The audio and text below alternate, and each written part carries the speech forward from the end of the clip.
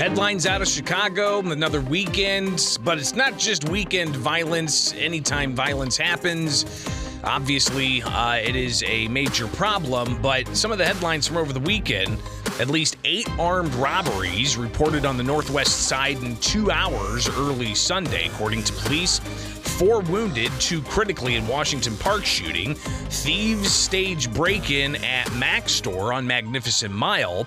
You've also got false shooting reports that led to Lil Durk's show at the United Center being, ended abruptly. And Lil Durk's United Center show ending as Durk was nearing the end of his set. The concert, concluded.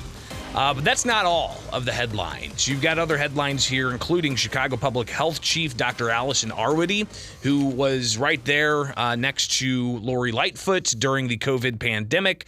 She has been let go, and that's because the new Chicago mayor, Brandon Johnson, wanting to go in a different direction. But that's not the only shakeup at City Hall in Chicago. You've also got the mayor picking Larry Snelling to be the next superintendent for Chicago Police. Snelling is a trainer, somebody who is in the training academy, and he's going to serve as the next permanent superintendent.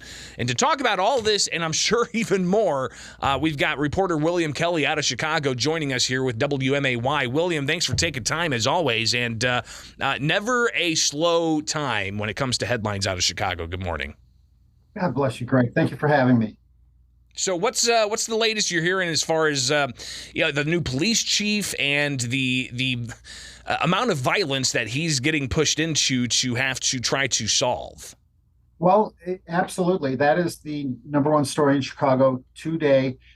The mayor of the city of Chicago appoints the police superintendent. So it is a political appointment. And sadly, over the last few police chiefs, it has turned out to be a very political superintendent as a result, parroting the previous mayor's line that shootings are down and carjackings are down. 100 carjackings a day is really nothing to be worried about on Michigan Avenue or in front of the Millennium Park or anything like this, gun to the head. It's no big deal, right?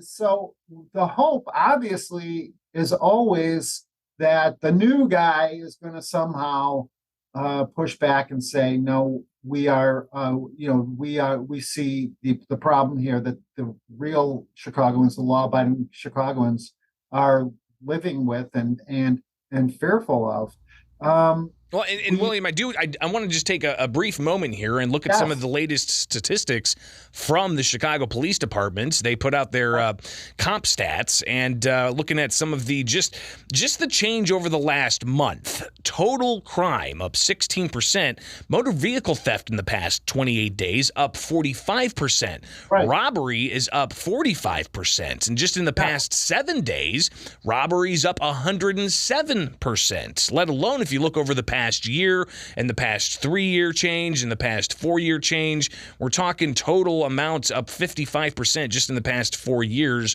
of total crime. And those are stats that people can go find. Just search Chicago Police statistics, and you can pull that out. So, I mean, listen, even in the past month, Mayor Johnson's been there long enough. Are his policies actually working? Yeah. Well, that depends on what your definition of working is. He does not appear to have a violent crime policy that is geared towards defending law-abiding citizens in the city of Chicago. As a reporter on the street, and I am on the street because, as you know, Mayor Lightfoot revoked my media credential. We're in court on the 16th on Wednesday to try to get that back and try to defend the First Amendment. Well, and now that Lollapalooza's over and they can focus all their attention now on William J. Kelly's case, definitely looking forward to an update on that. We will have that update for you, as I'm sure we will leave court on the 16th and head to Springfield for the State Fair, which I love, and I can't wait to get there and interview these various politicians, Democrat and Republican, in person. But, as I talk to people on the street, both, citizens, law-abiding citizens, and police officers, I've never really heard anyone say that the police are at fault. They don't blame the Chicago Police Department for the crime. Obviously, they blame the Cook County State's Attorney for not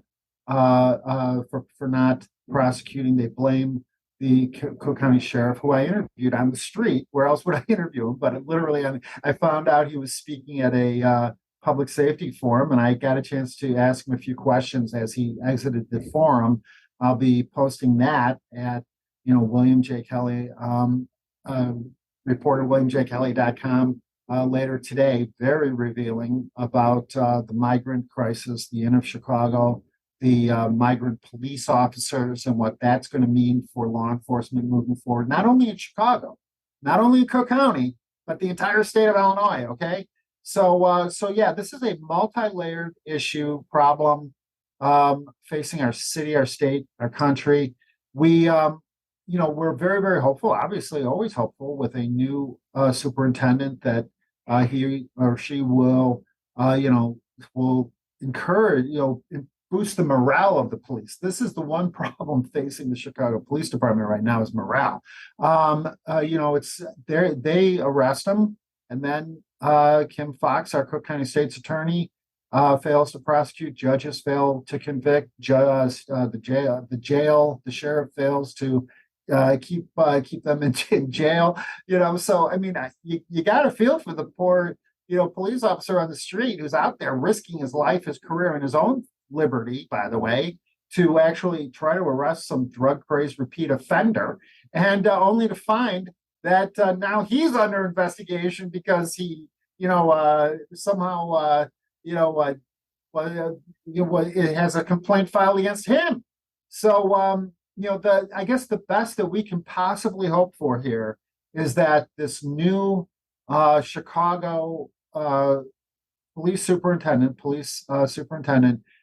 is going to boost the morale of the Chicago Police Department and say, hey, I got your back. Go out there, do your job, which is simply to, try and get these repeat violent offenders off the street. And then, in 2024, believe it or not, we have an open election for an open seat for Cook County State's Attorney. So anyone who wants to run for Cook County State's Attorney, I want to interview you.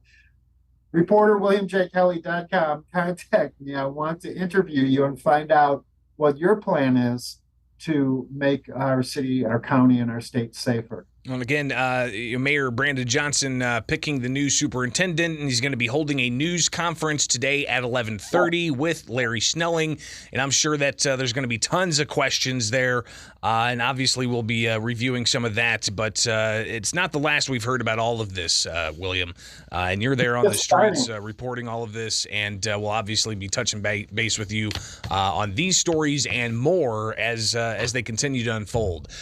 So we'll see you down here at the Illinois State Fair when you get here, all right? Can't wait. Thank you, Greg. God bless you. Thank you. It is Springfield's Morning News on 92.7 WMAY, Springfield's News and Talk. Follow me anywhere, Bishop On Air on X, formerly known as Twitter, on YouTube, on Facebook, and we can connect that way, or you can email me, bishoponair@gmail.com.